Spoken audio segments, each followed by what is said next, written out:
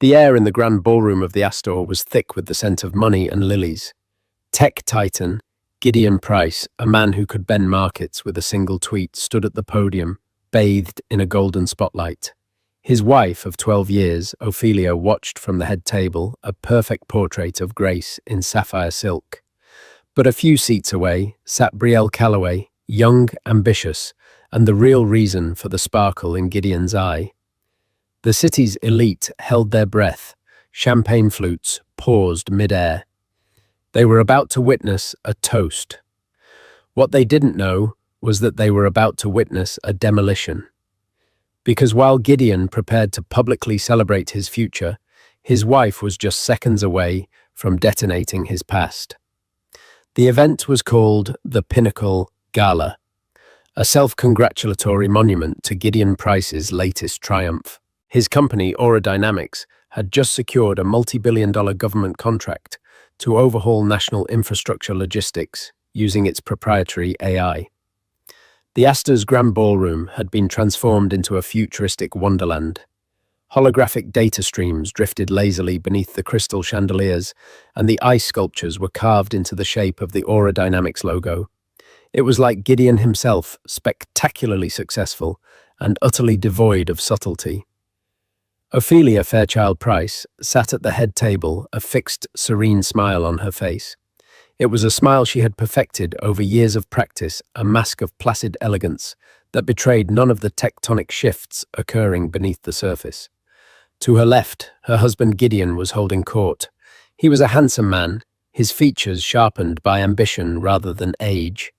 His custom-tailored suit unable to fully contain the restless energy that radiated from him. He laughed, a booming sound that commanded attention, slapping the back of a portly senator. Ophelia's gaze drifted past him to the other side of the table. There sat Brielle Calloway. Brielle was Aura's head of strategic marketing, a title Gideon had invented for her 6 months ago. She was 28, with eyes the color of whiskey and a razor-sharp bob that framed a face of breathtaking modern beauty. She was leaning forward, her crimson dress a slash of defiance against the ballroom's cool blue lighting, listening to Gideon with an intensity that was almost devotional. She was, Ophelia knew, with the cold certainty of a final diagnosis, the other woman. It hadn't been a single dramatic discovery. There was no lipstick on a collar, no late-night text message accidentally seen. It had been a slow creeping realization, an erosion of intimacy that began years ago. It started with Gideon's dismissal of her ideas. Ophelia held a doctorate in computational linguistics from MIT, a fact Gideon once touted with pride, but now treated as a quaint historical footnote. Her thesis on predictive modeling had been the seed from which Aura Dynamics had sprouted a truth they had both quietly buried under the mountain of his success. The signs grew more concrete over the last year. The business trips to places with 5-star resorts and no discernible business. The second phone, which he called his burner for headhunters, that buzzed with alarming frequency. The way he looked at Brielle in board meetings, the same way he had once looked at Ophelia, as if she were the only person in a universe of his own creation. The final, irrefutable proof had come not from a private investigator, but from their own financial statements. Ophelia, a woman who could deconstruct a fraudulent corporate ledger as easily as she could read a novel, had found it. A shell corporation, BC Consulting LLC, had been receiving 6-figure payments from a discretionary fund Gideon controlled. The registered agent for the LLC was Brielle Calloway. The funds were used to lease a penthouse apartment on the Upper East Side, a place Ophelia had never seen. That discovery 3 months ago had not broken her. It had galvanized her. The grief was real. A hollow ache in her chest for the man she had loved and the future they were supposed to build. But beneath the grief was a harder, colder substance, resolve. She had not confronted him. She had not cried or screamed. She had called Lorraine Adler, a divorce attorney, so famously formidable that her name was spoken in hushed, fearful tones in the city's most exclusive country clubs. So Ophelia Samain, Lorraine had said in their first meeting, Her office, a Spartan space of steel and glass overlooking Central Park. "What is it you want?" Ophelia had looked out the window at the sprawling city Gideon believed he owned. "I want what's mine," she had said, her voice steady. "And I don't just mean the money, I mean the credit. I want my name back on the foundation he built over it." For the next 90 days, Ophelia lived a double life. By day, she was the dutiful Mrs. Price, hosting charity luncheons and smiling for the society pages. By night, she and Lorraine's team of forensic accountants and legal eagles were meticulously disassembling Gideon's empire brick by digital brick. They traced every dollar, every email, every line of charm. They found the original source code from her thesis, barely altered, watermarked in the metadata of Aura's core software. It was the smoking gun. Now, sitting in the grand ballroom, she felt a strange calm. The string had been pulled. The mechanism was in motion. She looked at Gideon, now rising from his chair and moving toward the podium, and felt not hatred, but a distant pity. He was a brilliant, driven man who had become so consumed by the myth of his own creation that he had forgotten it was a collaboration. He saw her as a beautiful accessory, a relic of his humbler beginnings. He had no idea she was the architect of the entire edifice. The room fell silent as Gideon tapped the microphone. The spotlight intensified, bleaching all color from his face, except for the triumphant gleam in his eyes. "Thank you, everyone." He began, his voice resonating with practiced charisma. "Thank you for being here to celebrate this milestone for Aura Dynamics and for our city." He went through the perfunctory thank yous, the mayor, the senators, the board members. Ophelia watched her hands resting calmly in her lap. He was saving her for last, as was his custom. It was part of the performance, the final gracious nod to the supportive wife.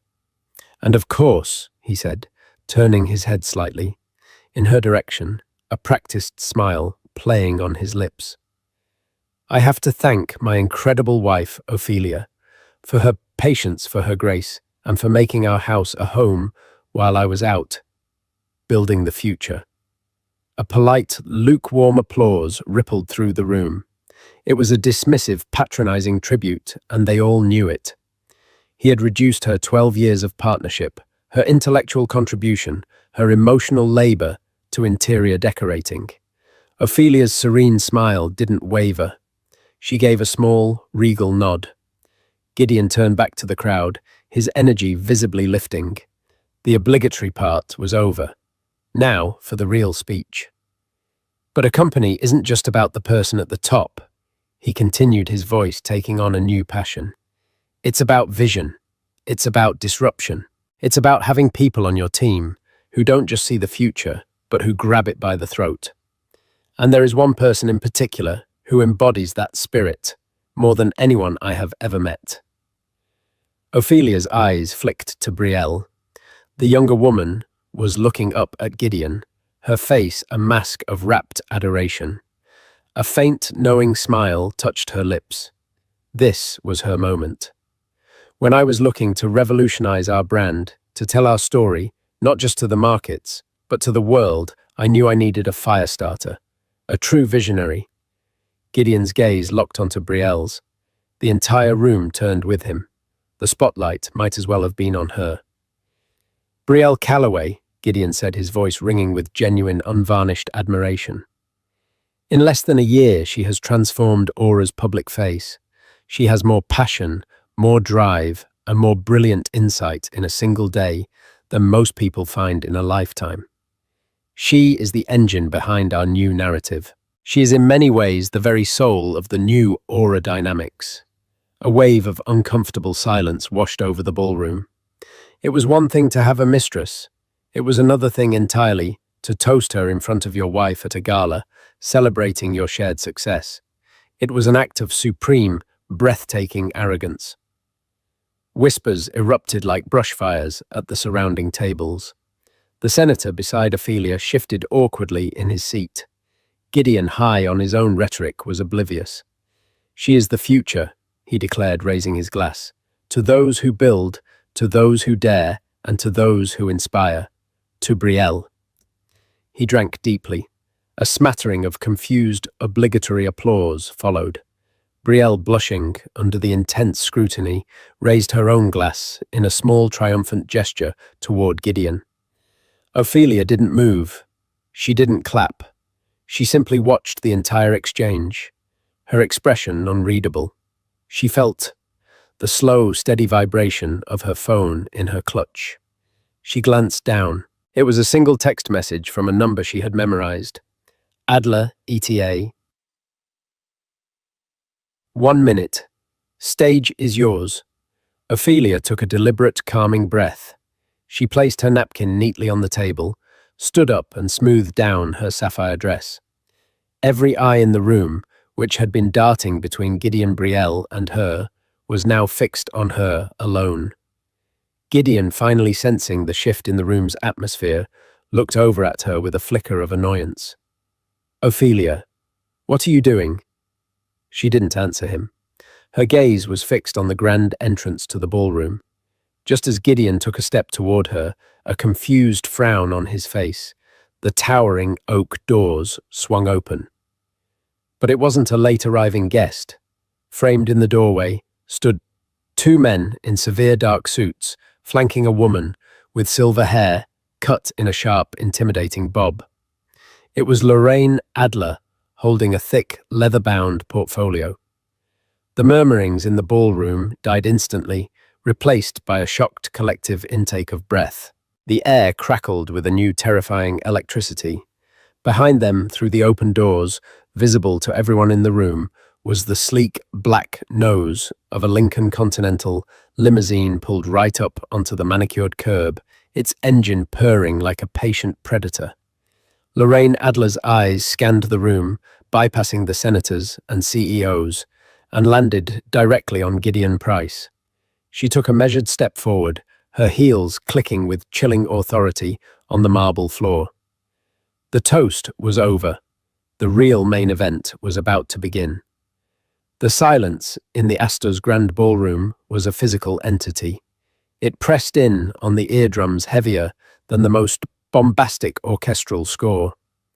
200 of New York's most powerful people sat frozen, their faces a gallery of shock, confusion, and dawning rapturous delight at the unfolding drama.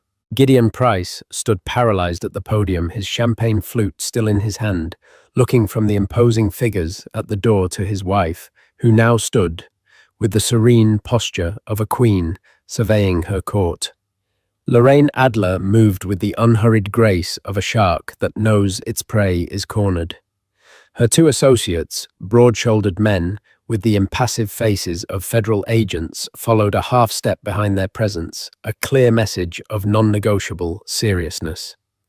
They didn't scan the crowd. Their focus was a laser beam pointed at the head table. Gideon's mind, usually a whirlwind of stock tickers and strategic acquisitions, struggled to process the scene. Lorraine Adler. Here. He knew who she was. Every billionaire in the city knew who she was.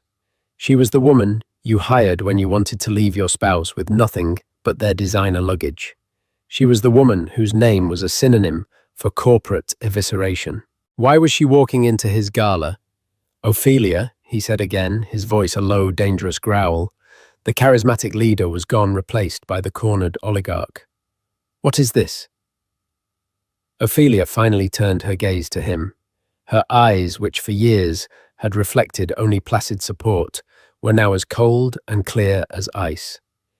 There was no anger, no pain, just an unnerving absolute finality. I believe they're here for you, Gideon, she said, her voice calm and carrying easily in the profound silence. Lorraine Adler reached the head table.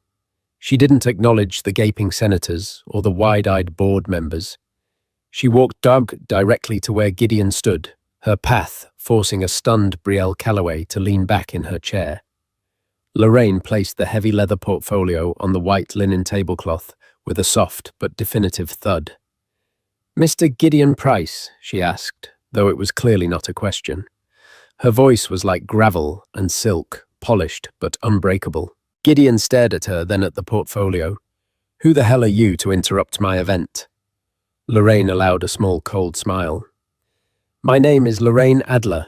I am legal counsel for Ophelia Fairchild Price." She gestured with a perfectly manicured hand toward the portfolio. "You are being served." The words hung in the air, each one a perfectly weighted stone dropped into a still pond. Served. The whispers that had been silenced now erupted into a tidal wave of hushed gossip. Phones previously forbidden were subtly raised, their camera lenses gleaming in the low light. The society columnist from the New York Ledger, a woman named Beatrice Fairfax, who had been documenting the Price's perfect marriage for years, looked as though she'd just been handed the Pulitzer Prize on a silver platter.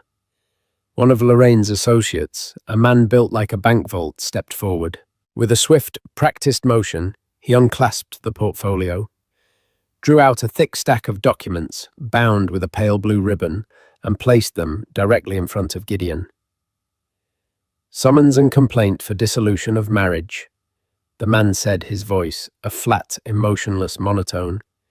"Petition for temporary restraining order against transfer of assets and a notice of lis pendens against all shared real property." Each legal term was another nail in the coffin of Gideon's carefully constructed reality. Dissolution of marriage. Divorce. The words seemed alien, impossible. He looked from the papers to Ophelia, his face a mask of disbelief and rising fury. "You're divorcing me," he sputtered the words, clumsy in his mouth. "You're divorcing me. Here now, are you insane?" "I thought the venue was appropriate," Ophelia replied, her voice still unnervingly calm. "You wanted to celebrate the soul of the new aura dynamics. I felt it was only fair to serve you with the consequences of that new soul, in front of the same audience." Her gaze flickered for a single devastating moment toward Brielle. The younger woman had gone pale, her whiskey-colored eyes wide with panic. The triumphant blush she had worn during Gideon's toast had vanished, replaced by the chalky pallor of a dawning, horrifying realization. She wasn't the future. She was the justification. She was the catalyst for a war she had no idea was being waged. Gideon's hand trembled as he reached for the papers. His fingers, which could sign billion-dollar deals without a tremor, fumbled with the ribbon. He stared at the top page, his own name printed in stark black ink opposite Ophelia's. Ophelia Fairchild Price, petitioner, versus Gideon Price, respondent. "This is a joke," he snarled, looking up at Ophelia, his eyes searching for a crack in her composure, a hint that this was some elaborate hysterical prank. He found nothing but polished steel. "After everything I've given you, the houses, the travel, the life you have nothing without me." It was the ultimate miscalculation, the fatal error from which there would be no recovery. He had voiced the lie he had told himself for a decade. Ophelia laughed. It wasn't a sound of mirth. It was a low, sharp, brittle sound, like ice cracking under pressure. "Given me," she said, taking a step closer. The entire room leaned in. "Gideon, you didn't give me a life. You built a life on the foundations of my work. You took my thesis, the core of my intellectual property, and you called it aura. You didn't give me a home. You decorated a cage with the profits from my ideas. And tonight, you stood on a stage built with that money, and you thanked me for my patience, while you lauded the woman you bought with it." Every word was precise, delivered with the clean, lethal efficiency of a surgeon's scalpel. She wasn't just airing dirty laundry. She was reading out the charges from a legal and moral indictment. The senator next to her coughed and abruptly stood up, muttering something about a prior engagement. His departure started a chain reaction. People began to discreetly, then urgently gather their belongings. The party was over. The spectacle was not. Gideon looked wildly around the room, seeing the averted eyes, the poorly concealed smirks of his rivals, the frantic texting. He saw his perfectly orchestrated evening, his monument to himself, crumbling into dust. He was no longer the master of the universe. He was a soap opera villain in a tuxedo. "You will regret this, Ophelia," he hissed, his voice low and venomous. "I will bury you. I will leave you with nothing. You have no idea who you're dealing with." Lorraine Adler stepped forward again. "Oh, I think she does Mr. Price," she interjected smoothly. "And I think it's you who is about to learn who you've been married to for the past 12 years. She gestured again to the papers. "You'll find our initial petition is quite thorough. It includes a full forensic accounting of your shared and corporate assets, including, of course, B Consulting LLC. At the mention of the shell company, Brielle made a small strangled sound. All color drained from her face. She looked at Gideon, her expression pleading, but he wasn't looking at her. He was staring at Ophelia, his face a thunderous mask of pure hatred. "Furthermore," Lorraine continued, her voice cutting through the chaos, "we have filed an emergency motion to have an independent auditor appointed to examine the intellectual property origins of the Aura Dynamics Core AI. We have extensive documentation." That was the kill shot. This wasn't about the affair anymore. This wasn't about the house in the Hamptons or the art collection. This was about the company, the foundation of his entire identity and fortune. Ophelia hadn't just come for alimony. She had come for the kingdom itself. Ophelia looked at Gideon one last time. There was nothing left to say. The performance was complete. With a poise that was breathtaking in its finality, she turned away from him, from the wreckage of the head table, and walked toward the ballroom doors. The crowd parted for her like she was Moses, and they were the Red Sea. They stared at her not with pity, but with a new grudging respect. She wasn't the spurned wife. She was a warrior. As she reached the entrance, one of Lorraine's associates held the door for her. She stepped out into the cool night air, not looking back. The black limousine was waiting its engine, a low, steady hum. The chauffeur, a man who had driven her to countless charity events, opened the door for her. She slid onto the cool leather seat. Lorraine Adler followed a moment later, getting in the opposite side. "Phase 1 complete," Lorraine said, her voice betraying the slightest hint of satisfaction. She clicked her briefcase shut. Ophelia stared out the window at the magnificent facade of the Astor, where the lights were beginning to flicker off, where inside the man who had so catastrophically underestimated her was just beginning to read the first chapter of his own ruin. She didn't feel triumphant. She didn't feel happy. She felt the quiet, hollow relief of a necessary amputation. "What's phase 2?" she asked, her voice quiet. Lorraine looked at her, a glimmer of admiration in her sharp eyes. "Phase 2, she said, is where we reclaim what's yours." The limousine pulled away from the curb, melting silently into the river of New York traffic, leaving the shambles of the Pinnacle Gala behind. The immediate aftermath inside the ballroom was pure chaos. Gideon Price, a man accustomed to being the center of gravity in any room, was now the epicenter of a social and professional earthquake. The moment Ophelia's limo disappeared, the pretense of politeness among the remaining guests evaporated. The air buzzed with frantic whispers, the discreet glow of phone screens illuminating faces painted with schadenfreude. His rivals, men he'd bested in bidding wars and poached talent from, were trying and failing to hide their grins. "Get them out!" Gideon roared, his voice cracking. He gestured wildly at the remaining guests, the journalists, anyone who was witnessing his humiliation. His personal security team, looking bewildered, began gently but firmly ushering people toward the exits. He finally turned his volcanic rage on the one person who hadn't fled Brielle. She was still sitting at the table, looking small and fragile in her blood-red dress, the divorce papers lying between them like a declaration of war. "What did you do?" he snarled, snatching up the papers. "What did you tell her?" "Nothing," Brielle cried, shrinking back. "Gideon, I swear I did nothing. I don't know how she found out about anything." "BC Consulting LLC." He spat the name of the shell company. How the hell does she know about that? That was between us and the accountants. I don't know, she repeated, tears welling in her eyes. The ambitious, confident marketing executive was gone, replaced by a terrified young woman who had just realized she was not a player in the game, but a pawn. She had mistaken Gideon's obsession for love, his lavish gifts for an investment in their future.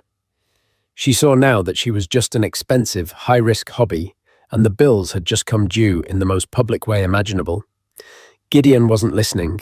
He was pacing his mind, racing, cycling through denial rage and a sliver of cold, terrifying fear. Intellectual property audit. Those 4 words were more frightening than 100 divorce lawyers. He pulled out his phone, his thumb jabbing at the screen to call his own lawyer, a bulldog named Frank Napier, whose strategy was to scorch the earth and salt the fields. "Frank, we have a problem," Gideon barked into the phone. "A big one. Ophelia just served me. At the gala. No, I'm not kidding. And she's got Lorraine Adler." There was a pause on the other end of the line. The silence of a man who knows he's just been handed an unwinnable war. "And Frank," Gideon's voice dropped, becoming tight with dread. "She's going after the company. She's claiming she's behind the core IP." While Gideon scrambled to mount a defense, Ophelia was being driven through the quiet, lamplit streets of the city. The adrenaline of the confrontation was beginning to fade, leaving behind a profound exhaustion. She leaned her head against the cool glass of the window, the city lights blurring into streaks of gold and white. This campaign hadn't begun with anger, but with a quiet, devastating moment of clarity 4 months prior. It was a Tuesday night. Gideon was supposedly in Zurich for a banking conference. Ophelia was in their home library, a cavernous 2-story room filled with books she'd curated, but Gideon never read. She was trying to reconcile their quarterly finances, a task she still handled because, as Gideon often joked, she was the only one smart enough to understand the accountant's gibberish. It was there she saw it. An outgoing wire transfer for $70,000 from the Jeep discretionary fund to an entity she'd never heard of, BC Consulting LLC. It was coded as market research and strategy. It was sloppy, arrogant. Gideon had become so confident in her disinterest in her role as the passive supportive wife that he hadn't even bothered to hide it well. Her first instinct was a gut punch of pure, unadulterated pain. The clichés were clichés for a reason. Her hands grew cold. The room seemed to tilt on its axis. But then something else kicked in. The part of her that Gideon had long forgotten, the MIT-trained analyst, the logician, the problem solver. She didn't cry. She opened a new encrypted spreadsheet. With methodical precision, she started digging. Using her knowledge of their financial structures, she peeled back the layers of shell companies and offshore accounts. It took her 3 days. She found the incorporation documents for BC Consulting online. Registered agent Brielle Calloway. She found the payments stretching back 8 months, totaling over $500,000. She cross-referenced the dates of the larger payments with Gideon's travel schedule. A solo hiking trip in Aspen coincided with a $150,000 payment. A tech summit in Monaco, another $200,000. It was a perfect, damning ledger of his infidelity. But she didn't stop there. The betrayal wasn't just about the affair. It was deeper, more fundamental. The affair was merely a symptom of his ultimate disrespect for her as his partner. He had erased her from their own story, so she decided to rewrite it. She went to her old university lockbox and retrieved a dusty hard drive containing her doctoral thesis, Predictive Linguistic Frameworks for Dynamic Systems. She spent a week locked in her study, comparing her original algorithms and source code with the publicly available technical papers on the aerodynamics eye. The similarity was staggering. He had changed variable names, refactored some of the functions, and scaled it for commercial application, but the core logic, the elegant, revolutionary architecture that made Aura's AI so powerful, was hers. It was an intellectual theft on a colossal scale. He had taken her genius and put his name on it. That was the moment the grief turned to ice. That was the moment she picked up the phone and called Lorraine Adler. He didn't just cheat on me, Ophelia had explained in Lorraine's office, her voice devoid of emotion. He plagiarized my life's work and built an empire on it. The affair is leverage. The intellectual property is the war. Lorraine, who had seen every kind of marital betrayal, listened with growing intensity. This was not a standard high-net-worth divorce. This was a founder's dispute wrapped in a dissolution of marriage. They always get arrogant, Lorraine had mused, tapping a pen on her desk. They think the money makes them invincible. They forget who was in the trenches with them at the beginning.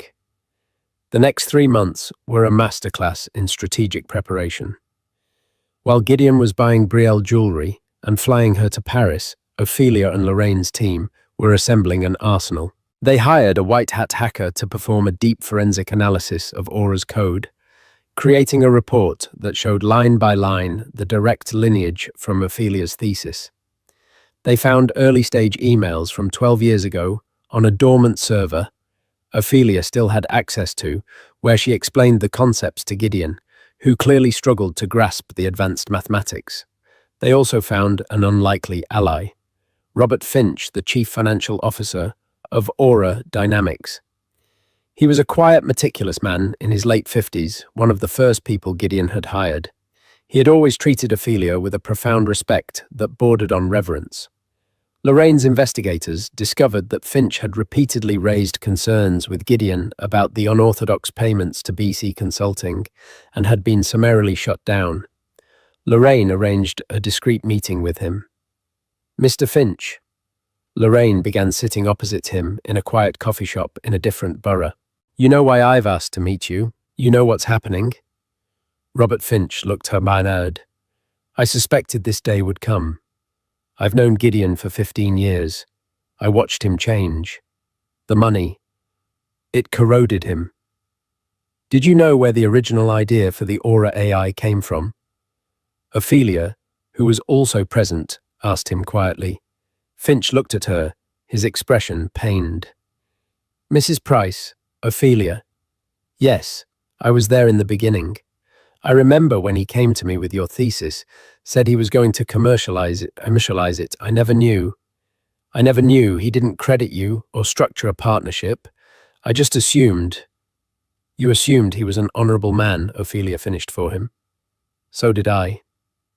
He's going to destroy the company fighting this." Finch said his loyalty to the business he helped build, warring with his conscience. "No," Ophelia stated firmly. "He is. I'm not. I don't want to destroy Aura Dynamics. I want to save it from him. I want my seat at the table, the one I should have had from the beginning." Finch took a deep breath. "What do you need from me?" In the limo, Ophelia closed her eyes. The pieces were all in place. The legal filing was not just a petition for divorce. It was a corporate coup d'etat. It laid out the financial infidelity alongside the intellectual property theft, weaving them into a single devastating narrative of fraud and betrayal. It was designed to force Gideon into an impossible position, fight the divorce, and risk exposing the fraudulent origins of his entire company to his shareholders and the government, or settle quickly and quietly, giving Ophelia everything she wanted. "He'll call Frank Napier," Ophelia said, opening her eyes. "He'll tell him to fight to burn it all down." "He will," Lorraine agreed, "and Frank will bluster and threaten for a few days. Then we will file our second motion, a request for a deposition under oath with Robert Finch. And we will leak an anonymous tip along with page 47 of our forensic report to Beatrice Fairfax at the Ledger." Ophelia nodded. Page 47 was the most damning piece of the code comparison, a side-by-side view so obvious a layman could understand it. The limousine pulled up to a discreet luxury hotel where Ophelia had already checked in under her maiden name Fairchild. Her life at the palatial townhouse she shared with Gideon was over. As she stepped out of the car, She felt a pang of loss for the home she had made, for the life she had once believed in. But it was fleeting. She was not homeless. She was liberated. She was not a victim seeking revenge. She was a founder coming to claim her company. Gideon's toast praising his mistress hadn't been the cause of this war. It had simply been the starting pistol she was waiting for him to fire himself. The day after the Pinnacle Gala, the story exploded. Beatrice Fairfax's column in the New York Ledger ran with the headline, "Price of Success. Tech Titan served divorce papers. Mid-gala after toasting. Company soulmate." The article was a masterpiece of savage society reporting, detailing the opulent setting, Gideon's hubristic speech, Ophelia's icy departure, and the dramatic arrival of the infamous Lorraine Adler. The internet feasted on it. Memes of Gideon's shocked face went viral. #Pinnacle Gala and #Toast to the Mistress were trending worldwide. Gideon, holed up in his empty penthouse, which suddenly felt more like a mausoleum, was apoplectic. His PR team was in full-blown crisis mode. They advised him to remain silent, but silence was not in Gideon's nature. Control was. He decided to launch a counter-offensive. He gave an exclusive interview to a sympathetic business journal, spinning a carefully crafted narrative. Ophelia, he claimed, was a woman who had grown distant, unable to cope with the pressures of his success. The divorce was a tragic but private matter that her unstable and aggressive actions had forced into the public square. He painted himself as the bewildered, heartbroken husband ambushed by a greedy spouse and her predatory lawyer. Regarding Brielle Calloway, he was dismissive. "Miss Calloway is a brilliant and valued employee," he stated, his voice oozing false sincerity. "My wife, in her current state, has tragically misinterpreted a professional relationship. It's sad, really."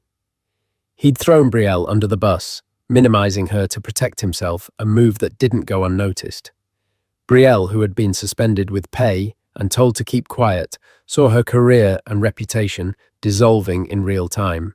Her calls to Gideon now went straight to voicemail.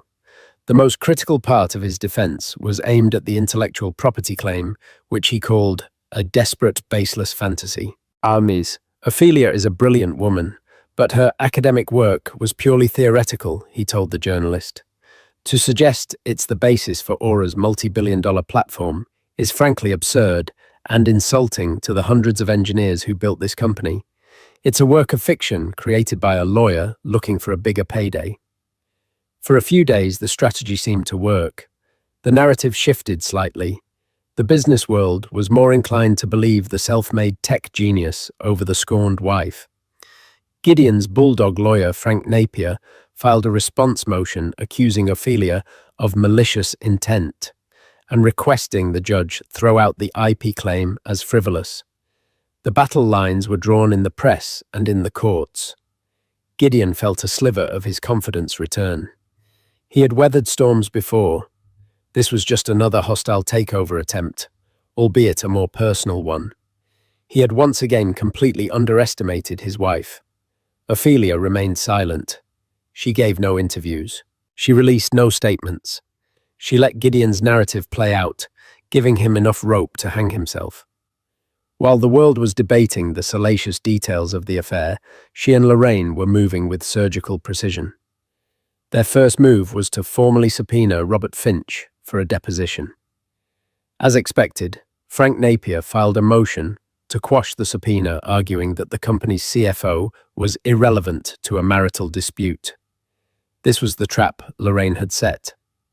"Your Honor," Lorraine argued in a preliminary hearing before a stern-faced judge in family court, "Mr. Napier claims our IP assertions are a work of fiction.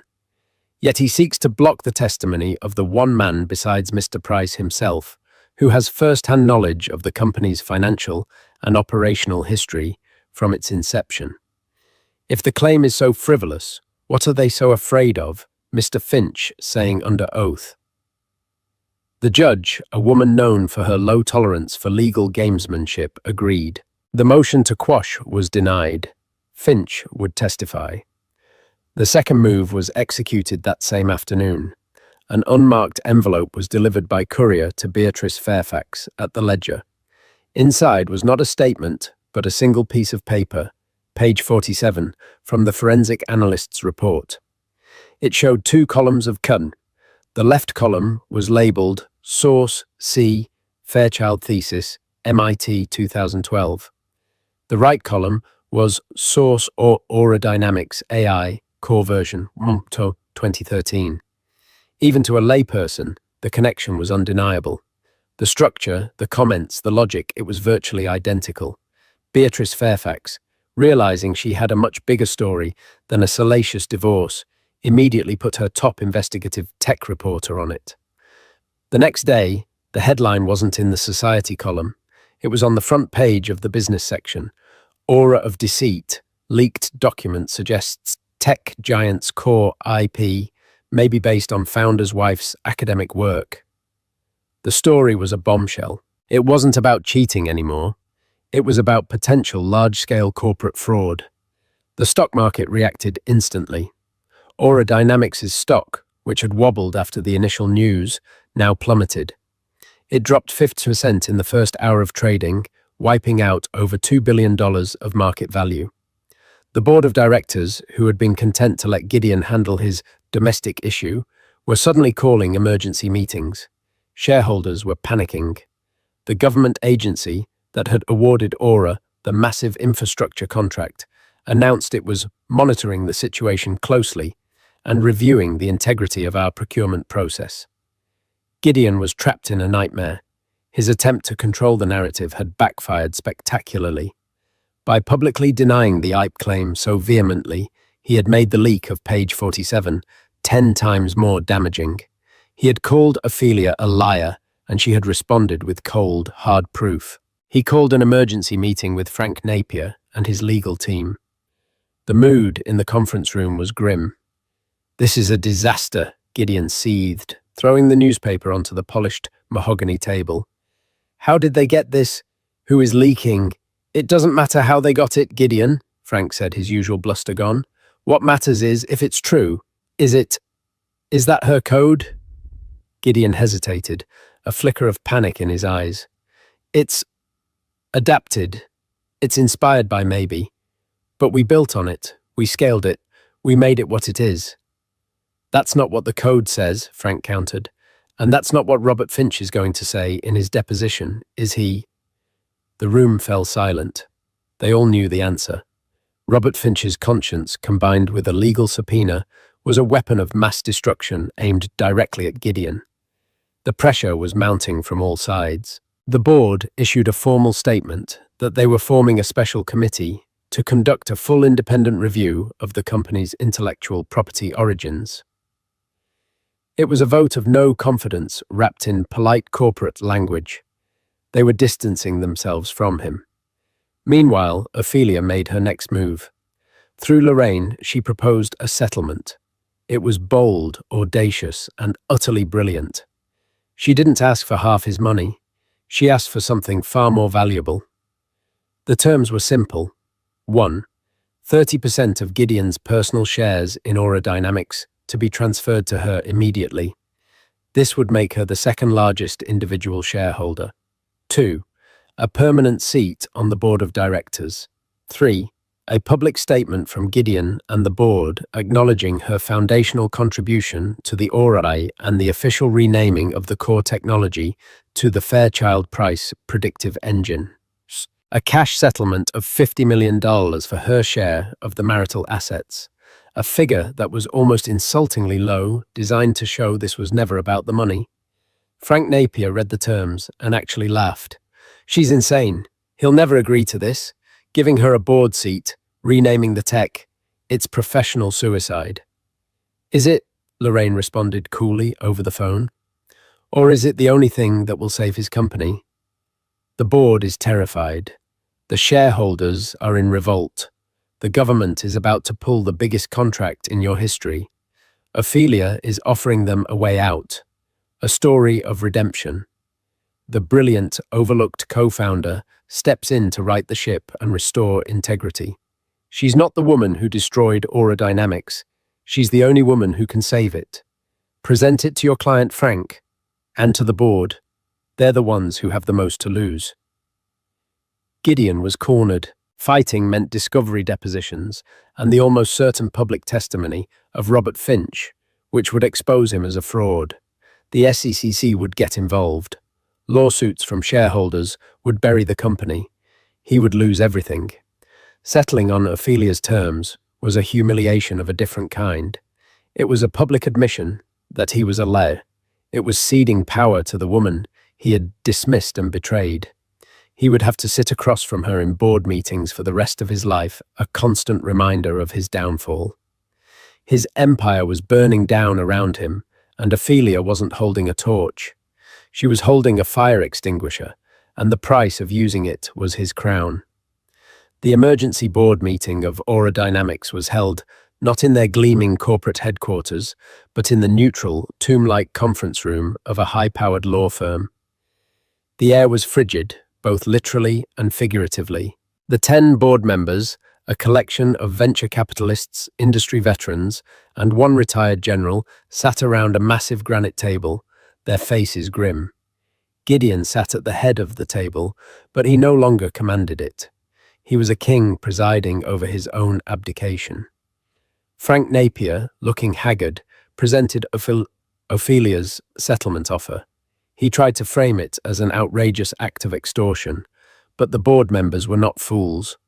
They had seen the stock ticker.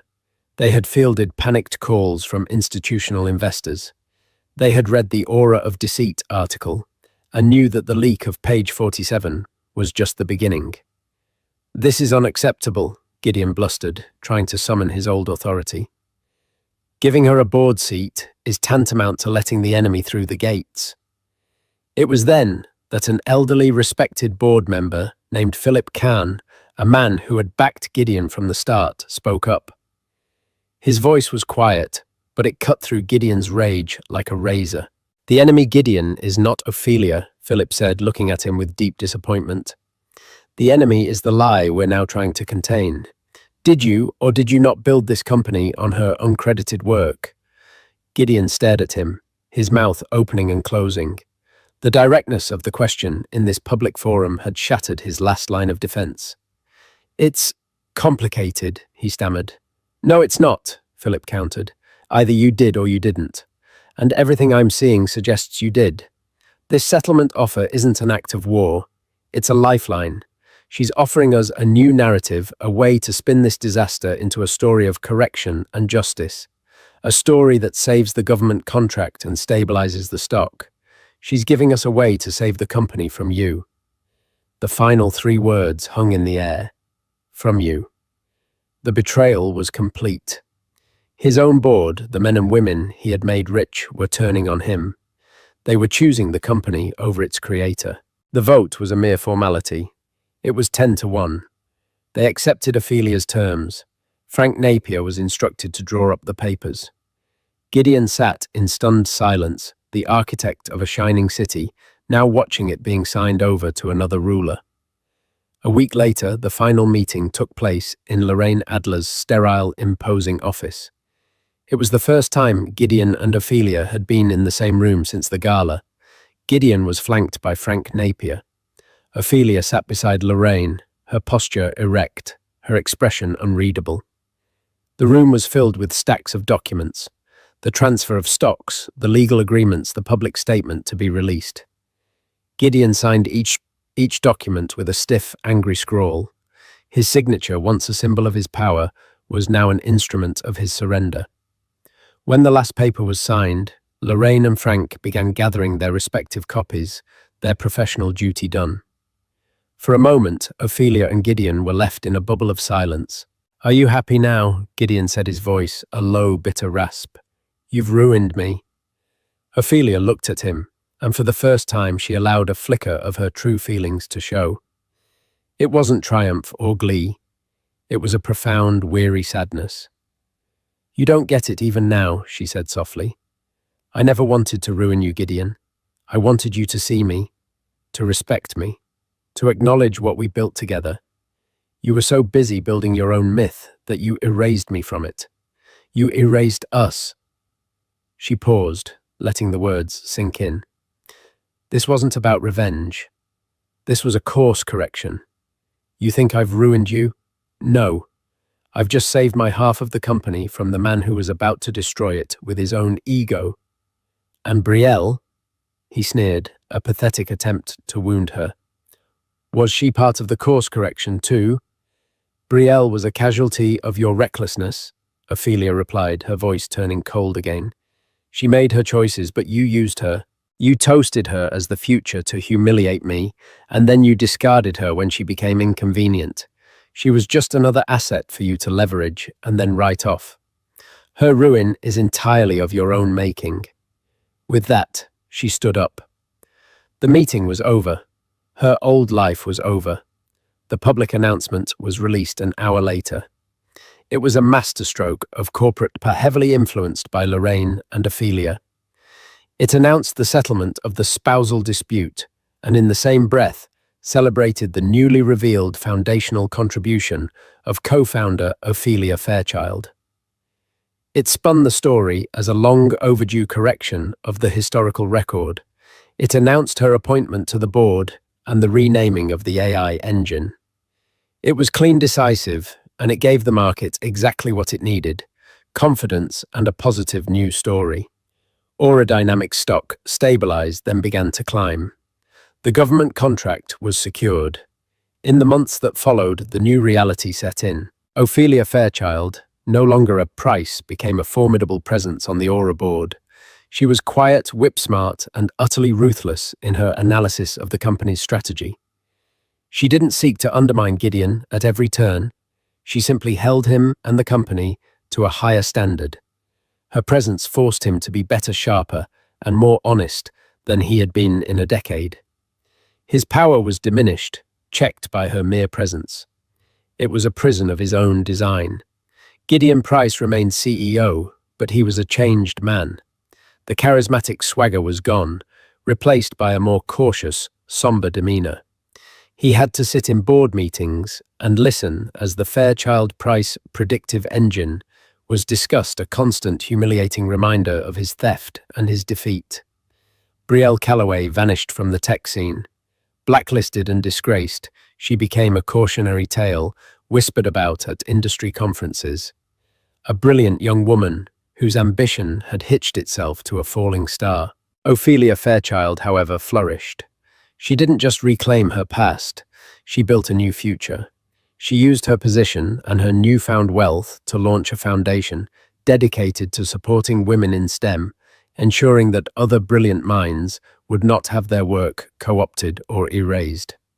She was no longer a wife in the shadow of a great man. She was the woman who had built the table and then, when necessary, had taken her rightful seat at its head. She had not started the war, but she had, with chilling precision, won it. In the end, this wasn't just a story about a toast, a limo, and a set of divorce papers. It was a story about the quiet power of underestimation. Gideon Price saw his wife as a beautiful object, a relic of his past, and paid a devastating price for his blindness. Ophelia Fairchild Price reminded the world that the most formidable force isn't always the loudest voice in the room, but often the most prepared mind. She didn't just get revenge, she reclaimed her legacy, and in doing so secured her future and the future of the company she secretly founded. What do you think? Was Ophelia's move a brilliant act of justice or a cold, calculated takeover? Who was the real victim here, or were they all just players in a high-stakes game of power? Let us know your thoughts in the comments below. If this story of resilience, strategy, and ultimate vindication resonated with you, please give this video a thumbs up. Share it with someone who needs a reminder of their own strength and worth. And don't forget to subscribe and hit the notification bell so you won't miss our next deep dive into stories where the truth is always more dramatic than fiction.